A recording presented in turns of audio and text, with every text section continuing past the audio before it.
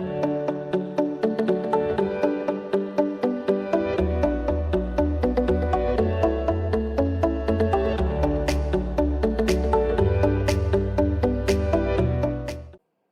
guys, welcome back to another episode of Painting with Victor Rigoli. I'm back in the studio and I'm doing a little tutorial or video about selecting an art instructor or an art teacher.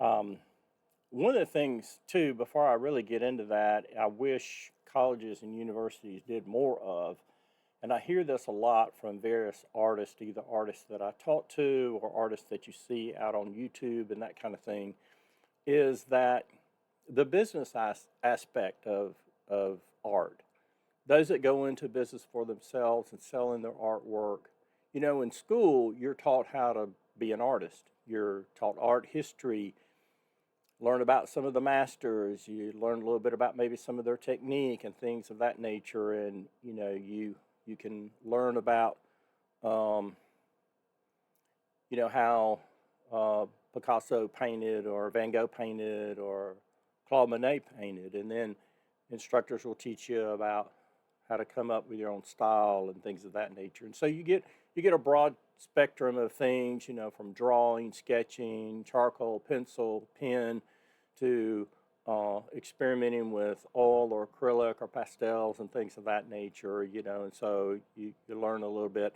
And in art can also mean learning about pottery and doing some pottery and doing paper mache and doing multimedia and all this kind of stuff, so, or mixed media, not multimedia, mixed media.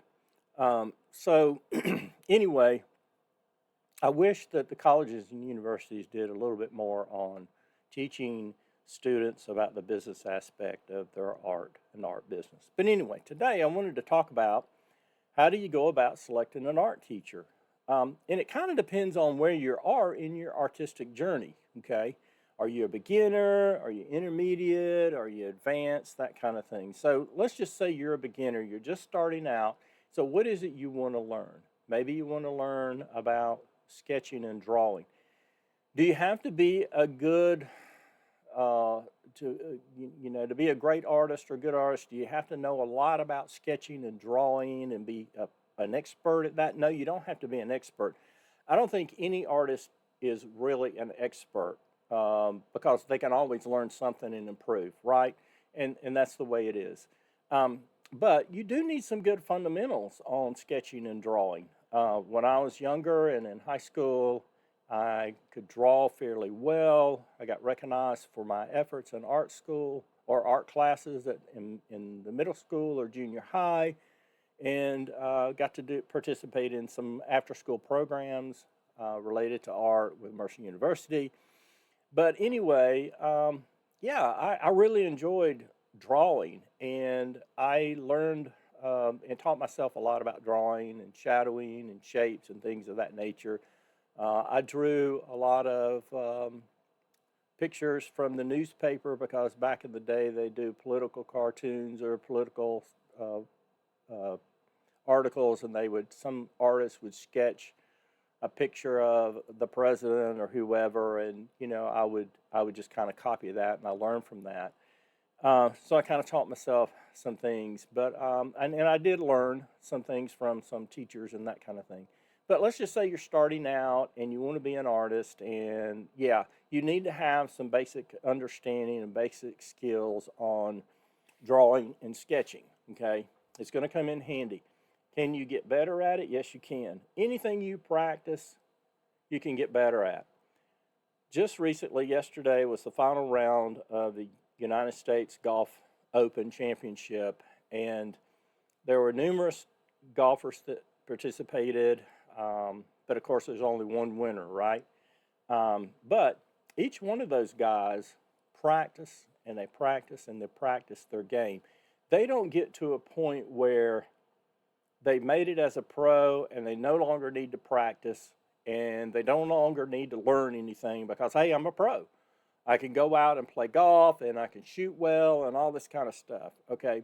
But what got them to the point of being a professional athlete or professional golfer they continue, they have to continue those practices.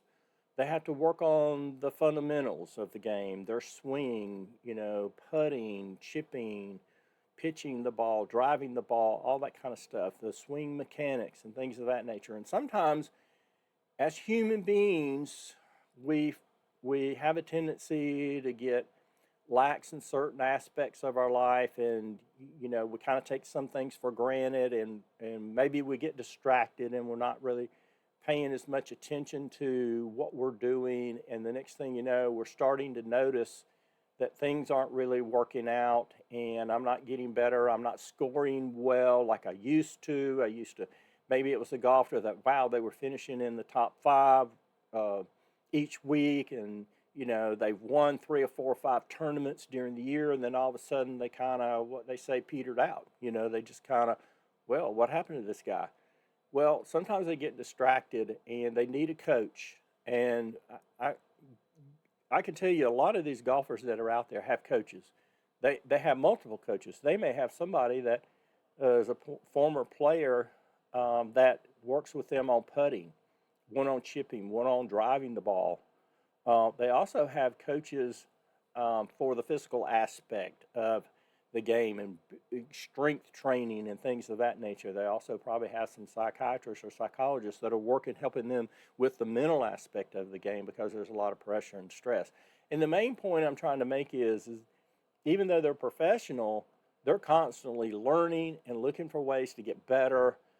Of course, they are in a position to where they can afford the best equipment on earth. But I bet you, if you were to take that professional and you, as just an amateur duffer, hacker, whatever you want to say, and if you were to meet up with that person out on the golf range, and meet them and talk to them, and they could take your clubs and they could shoot a good round of golf with the clubs that you have. Now, can you get better using those clubs that you have? Yes, you can. But you got to know how to go about it. You got to know the technique, okay? You got to know how to square up the club so you hit it straight, how to hit it on a sweet spot, that kind of thing, how to do the divot. Without going into a whole lot of detail about golf, I can relate to golf and art because, and I don't know if you can see over my shoulder or anything like that, but I have a lot of different brushes. It's almost like golf clubs. You don't have one golf club. You don't have two. There's 14 golf clubs in the bag, okay? That's the max that you can carry. You can't carry more than 14. You can carry less than 14. You could carry one club if you wanted to, but you're not going to score very well, and you're going to be laughed off the course, and you won't be playing the game of golf very long. Now, the point is, there are a lot of tools that we use, and you need to learn how to use those tools, how to use the different brushes that are out there, a filbert versus a flat versus a bright versus a liner brush. There's different shapes and sizes and things like that, and you need to learn when and how to use those particular brushes. But getting back to, okay, you're just starting off and you're wanting to learn, and you want to be a painter. Well, you got to, just as with golf, you got to start focusing in on some fundamentals and learning some fundamentals of the swing and that kind of thing before you go out and start playing a lot. Now, you can go out and play some golf. You're not going to score very well because you don't know crap. You don't know anything. You don't know which club to use. You've got to learn those kind of things. So, in looking for an instructor, just like looking for a golf coach and looking for a teacher for painting and art, you need to sit down and I think you need to interview that person. Now, I probably have this in my list of things to discuss, but I'm just going to jump right in there to that, is you need to interview. You need to find out a little bit about this particular instructor. Find out what their expertise is. What's their favorite medium? Maybe they love using oil paint, or maybe they love using acrylic, or maybe they've done a little bit with watercolor, but I can, maybe the teacher says, well, I can show you a few things and kind of get you started, but that's about as far as they can take you. You need to know these kind of things going into it. So you may look out there and the person says, hey, I'm experienced in ABC, XYZ, 1, 2, 3, or whatever, oil, the different mediums, paint. I teach classes, and you can come, and this is how much I charge, and yada yada. And you think, oh wow, yeah, I think I could afford that, and I could do 5 lessons, 6 lessons, 10 lessons, or whatever. And I'll go and excuse me, I'll go and take some lessons from this person. But you haven't really done your homework. You haven't done your due diligence. You haven't really studied it out and looked at, what is it they're really experienced at. They should have some artwork for you to look at, some paintings that they've done. Maybe it's just I want to learn how to be a good sketch artist. I want to do pencil or charcoal portraits. Okay, this person should be able to take you from a beginner to intermediate level, and maybe advanced, depending on how good they are with sketching and drawing. I recently had the pleasure of interviewing an artist in Macon, Eric Odell, and I had him on my podcast and put a plug in for that, Artist Stories of Middle Georgia. Please go out, check out Artist Stories of Middle Georgia on Facebook, as well as YouTube. Like and subscribe. Okay. All right. But anyway, I had him on my show and interviewed him, and just got to know so much about this wonderful artist. He's been an artist for like 35 years or so. He's a art professor at Mercer University. It was just a joy just sitting and chatting with him about his art and how he got into art, and the background. I mean, it's really the family members that I think it's in his blood, to be honest. Okay, so anyway, I had the pleasure also of going downtown Macon, Georgia, and touring his studio, and oh my gosh, I was blown away. I mean, it is, to me, the artist's dream studio. I mean, that to me is a place where you get away from everything. I mean, it's ideal for him. I mean, it's not at his house. It's downtown, and it's not at the school. So it gets him away from the classroom, and it gets him get down there, although he does do some teaching there from time to time. But he showed me some sketches that he did with charcoal and pencil, and he's been overseas. He's been to France. He's been to Italy. I mean, it was amazing. So, what I took away from that is he would be the type that could take you, to the top, advanced level in sketching and drawing. So you got to interview the instructor, and find out what they're passionate about. Find out what how well they paint. Is it kind of like what you want to do, that kind of thing. So you need to interview them, because one of the things you need to find out, and also I recommend that you ask them if they can, if it's okay for you to come in and just sit in one afternoon or evening or morning when they are teaching a class, and see how they teach. How big is the class? Is it 8, 9, 10 people in the class? Is everybody just kind of sitting there, kind of bored, and they're up there just the whole time lecturing, and occasionally they'll draw something or paint something or whatever? Or are they giving you some one-on-one, going around and helping the students, that kind of thing? But you need to also talk to some of the students, okay?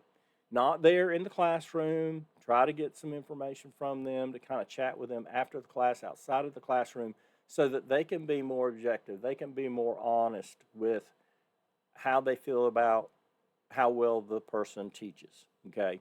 It's critical that you know that, okay? Because you don't want to get in there and get into a class and all of a sudden it's like, this guy's personality, this woman's personality is just, rubbing me the wrong way. This woman it may be her way or no way. They have to be flexible. And we all learn differently, right? A teacher has to know that. A teacher must know that people, some of them hear and they take it in and they're able to do. Some it's visual. I'm a visual, show me, draw it out, spec it out, write it out on the board. I know when I was in IT for many, many years, and I was working at Geico and I was an IT manager, and I had a team, gosh, of numerous people, and I would have some folks come in and they would talk to me about what they were working on, and I'd have interviews with them one-on-one time, and they would start telling me something about a project that they might be struggling with or working on and that kind of thing. And I said, wait a minute, you know me. Go over to the board and let's draw it out. Help me to see the picture, draw the boxes, how things interrelate, that kind of thing. Because that's the way I learn. And some people, they just pick it up if they just see it. Some people pick it up if they hear it. I'm a hands-on kind of person. So that's what I'm looking for in an instructor or an art teacher. So you need to know how you learn things, okay? So if you go and you interview this person and you feel pretty comfortable with them, and you kind of click, and they've got a good personality and everything, and they're open to suggestions and feedback and that kind of thing, and they're going to give you the feedback that you need. They're going to provide you with constructive feedback, but they're not going to be real critical, okay? There's a difference between, I hate the word critique because it sounds like critical, and I appreciate constructive feedback. If here's a different way that you could do that, or as a suggestion you could try. Those are the things that you need to look for in the instructor. It's not like, well, it's got to be done this way, or you should be doing this, or that's not going to work because of this. Because in art, there may be some rules, but I've also heard as artists, we need to break the rules. We need to try things and do things differently, okay? But find that teacher and interview that teacher. Interview some of the students that are there in the class. If you can, strive to do that because I think it's really going to help you when it comes time to, spend your money to have some lessons on drawing or painting or sculpting or creating pottery or whatever it is that you're doing. And right now, this can be applicable to pretty much anything. I'm just focusing on it from a painter, aspect. So drawing, sketching, painting, things of that nature. So, but anyway, one of the things too in doing the interview with the teacher is find out what their expertise is. Is it the medium that you want to go into? Maybe it's watercolor. Maybe they are you've seen some of their work and it's like, man, I'd love to be able to create watercolor paintings like, this guy, this woman, this person, okay? And wow, this is who I want. Now, here's the deal. One of the things that may happen with you in your artistic journey is, let's say you're a beginner and you find somebody that's going to help you. You might get to a point where you went from 0, knowing nothing, on a scale of 1 to 10, and you got up to 2, a 3, a 4, and finally you got to about a 5, and you said, I'm kind of, rocking and rolling and getting, but then all of a sudden I'm not getting any better. And it's like, I keep asking the instructor, but I'm not getting the help or the instruction that I need to get up the ladder or to be a 6 or 7 or 8 or 10 or whatever. That's the time when you have to make a tough decision or a decision to say, hey, it's time for me to move on. It's time for me to find another teacher. Maybe that instructor, that teacher can take me to and get all the basics covered as a beginner, and maybe up to possibly being intermediate, okay, in the middle. But to go beyond that may take somebody else. And now you go right back to what we've talked about already, is asking other artists that are out there that friends that are, painting. How did you learn this? Did you teach yourself? Did you take some lessons? Yeah, I took some lessons from this person, that person. They helped me with this. They helped me with that. So you kind of have to do some networking too, but, find out and talk to these people. And, it's like, okay, well, they helped me only so far. And because there's no expert out there that knows everything and is expert on pencil and or just sketching and drawing and oil to acrylic to pastel to watercolor to mixed media to doing abstract to doing large sculpting, pottery or whatever. I've yet to meet somebody like that. Maybe there is, but I doubt there is. There's teachers that are out there that can teach you certain things to help you with fundamentals and everything. And some aspects they can help you go beyond that and get better and maybe become advanced in certain areas.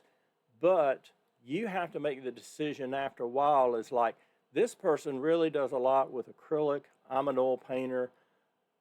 They have done some oils, but it's different. Then it's time for me to find somebody that is an oil painter, teacher, instructor, and that's where I need to go, and that's what I need to do. So these are some of the things that you need to ask yourself, to help you to determine, what kind of teacher you need and what's best for you. Um, but yeah, I would do some of these things that I suggested. The interviewing, talking to other individuals that have taken lessons from this particular artist, instructor, that kind of thing. There are those artists that all they do is instruct. Okay, I'm just telling you right up front. They just teach classes. If you really want to learn, there's nothing wrong with this paint and sip. It's a neat little business model where people come in. First, it's social. Okay, it's social. Basically, what you're doing is a date night or a night to go out with friends. It could be a team building activity. There's nothing wrong with that. You pay your fee. It's usually, minimal amount. You go, you bring your favorite beverage. I mean, it could be soda if that's what you want, or it could be wine or whatever. Just drink responsibly, okay? You go, they already have sometimes things stenciled out on the canvas, drawn out for you to speed the process up. And you use a few colors and you paint a nice pumpkin or a cat or a, witch's hat or something like that. And it's fun. And you learn a little bit. But there are some artists that's teachers, that's all they do. But then there are those that are doing it to supplement their income, right? Because you get a group of 10 people or 12 people, and let's say that's the max that they'll accommodate is 12, or let's say 10, and they charge, let's say, $50, and it costs them $10 for the materials, supplies, all that kind of stuff. So they profited 40 bucks. So that's $400 they made that night, which is pretty good money. Okay, they do that a couple times a week. It's $800 a week. So that's not bad at all, really. Now, they probably are doing other art, painting.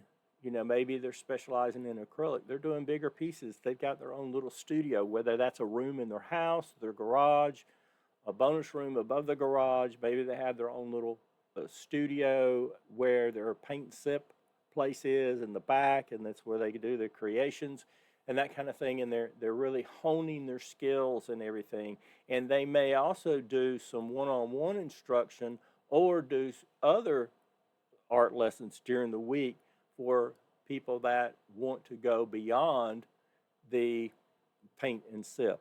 Sometimes a paint and sip is a way to get people in the door. They find out about your studio.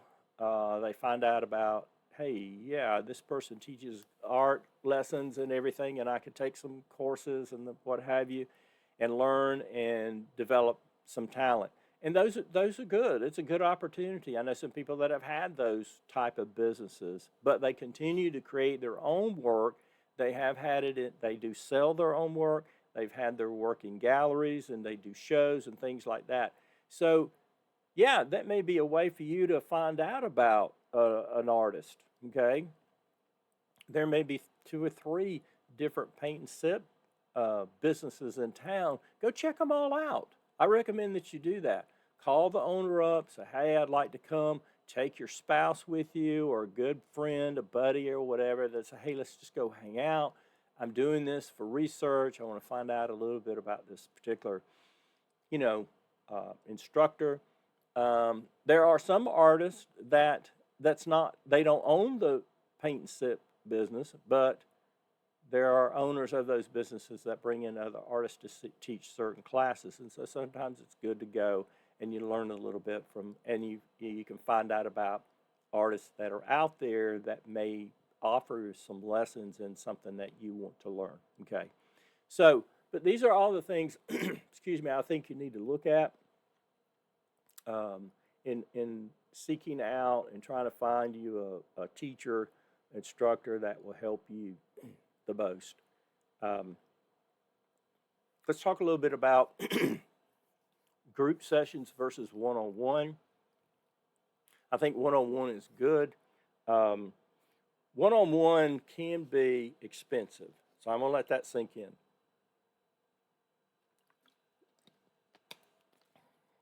Had to wet the whistle a little bit there, guys. But one-on-one can be very expensive. So, yeah, if you're taking a lesson, for 45 minutes to an hour, they may be charging 100, 150 bucks an hour.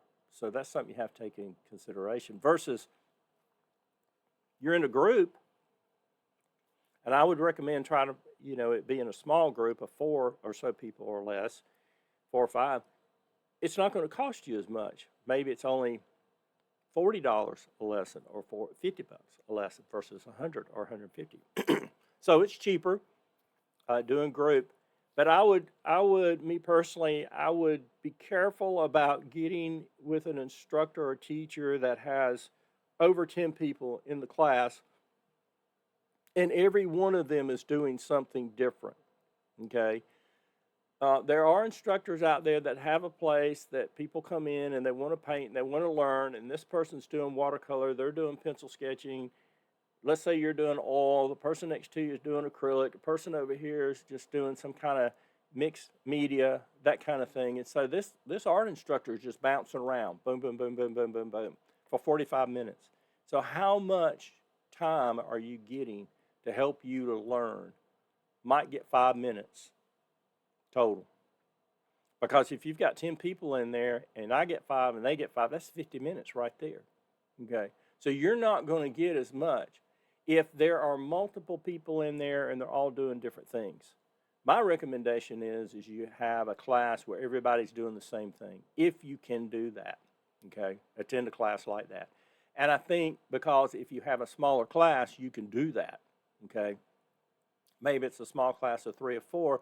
The person is there. It's very intimate. You got your little work area. You got your easel set up, and your canvas or whatever it is you're working on. And the instructor's right there, not too far away. And they're maybe they lecture a little bit. And they tell you a little bit. And maybe it's drawing.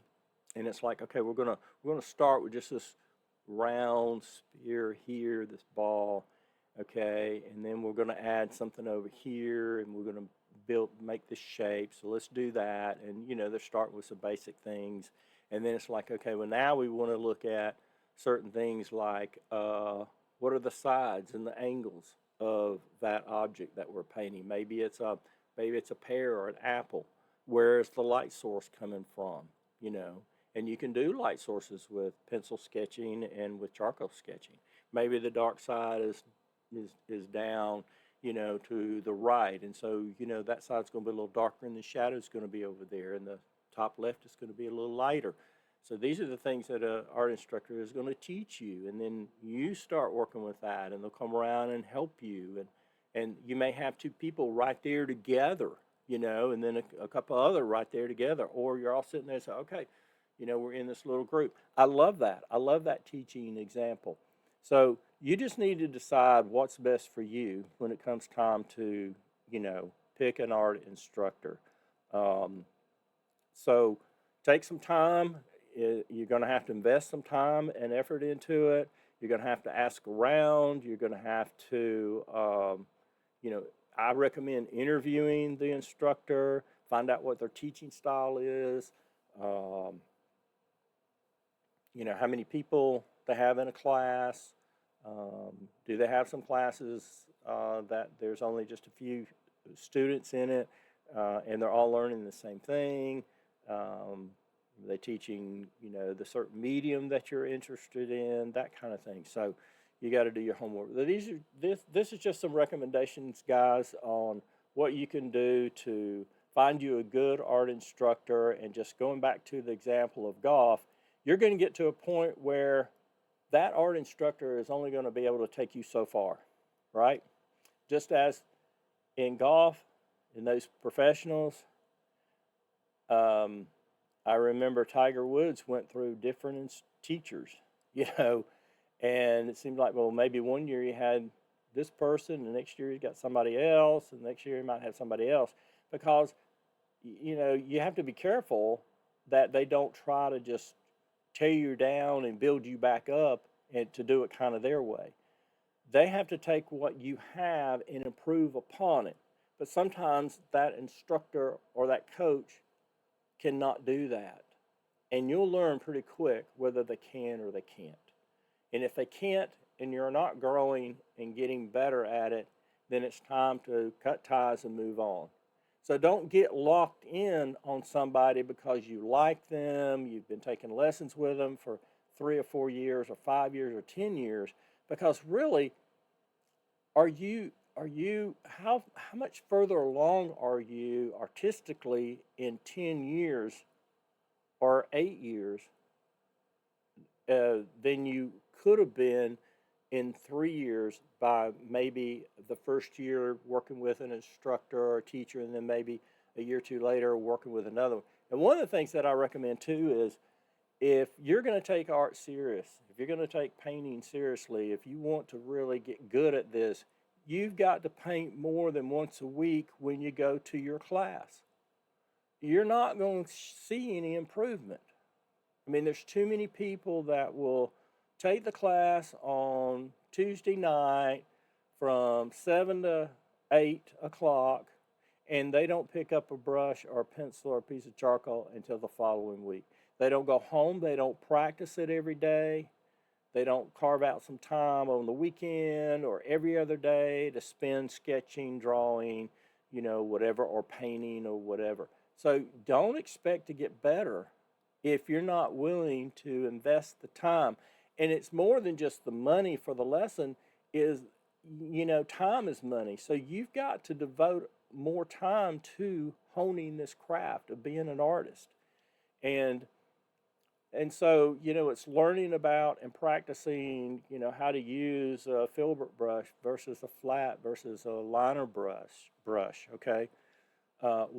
When to use mediums such as linseed oil or mineral spirits or something like that.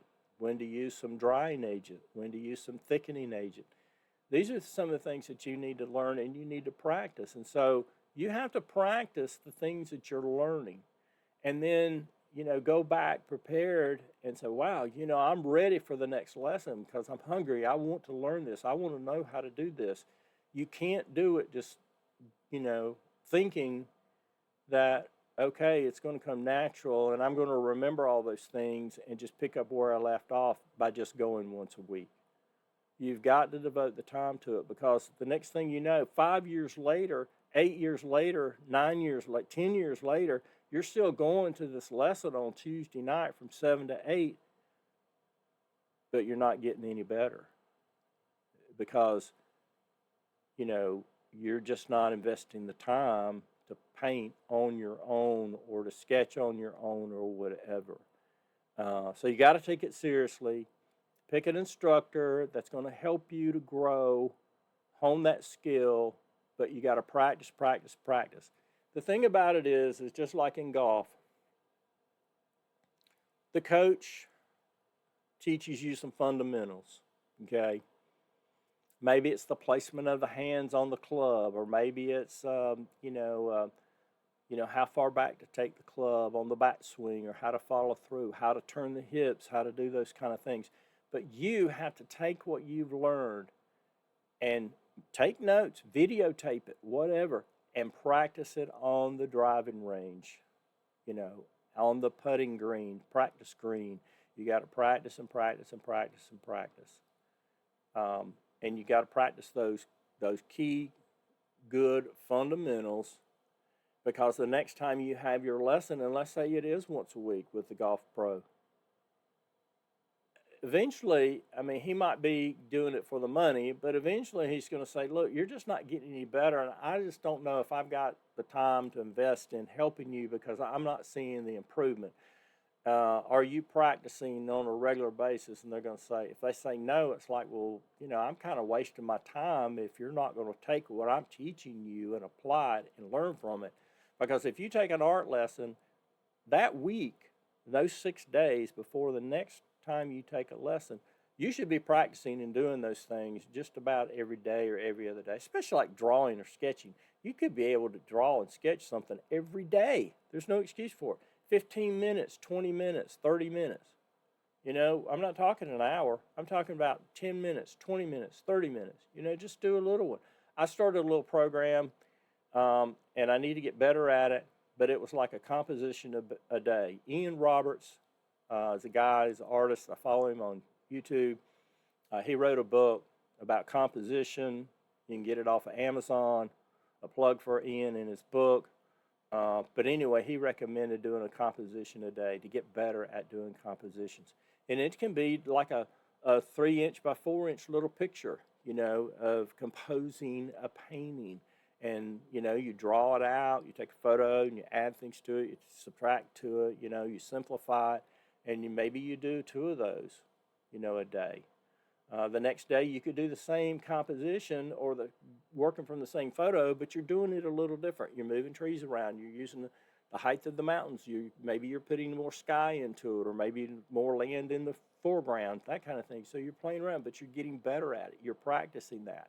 So when it comes time to actually do a composition on a canvas or a panel board or whatever you're going to paint on, you're doing a pretty good job. You're able to compose a painting quite well, but you got to practice it.